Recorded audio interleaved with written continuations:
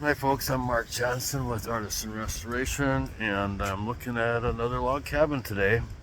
And this one I actually worked on, was 22 years ago. And anyway, we're back and doing some more maintenance work. These people have been using a solid color stain, or I don't know, which is another word for paint if you ask me. And it makes it really hard to tell what's going on because with the more transparent stain, you can see it's starting to get black and so forth. But here, we just went through this side here. This window, or this log beneath the window, is the worst one. We probably have 20 feet of log to replace on this one. And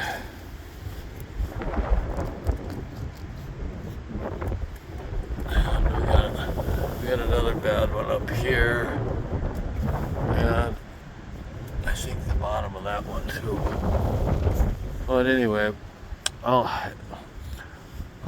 estimate what I think we can see, and then I'm probably going to add on another,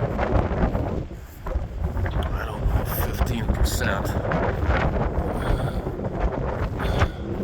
And well, the other thing is some of the crowns on the end here are not doing too hot.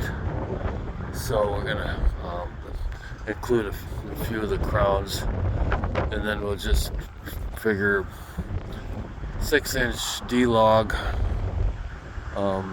replacement. So we did, I can't remember how many feet we did on this wall, but we'll add it up and send them a proposal for the work that needs to be done. And see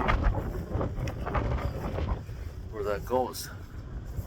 The rest of the home seems to be in pretty good shape. Oh, well, that's because it's got gutters on it. And this gable end of the house here doesn't even have a foot. That's not even a 12-inch overhang. There's more overhang on the bottom side, the eave down here, than there is on the gable end. And that's basically is the cause of this decay problem that they've got. So anyhow, I can't do anything about that. So we'll just fix the whatever the problem that it's causing. Thanks for watching.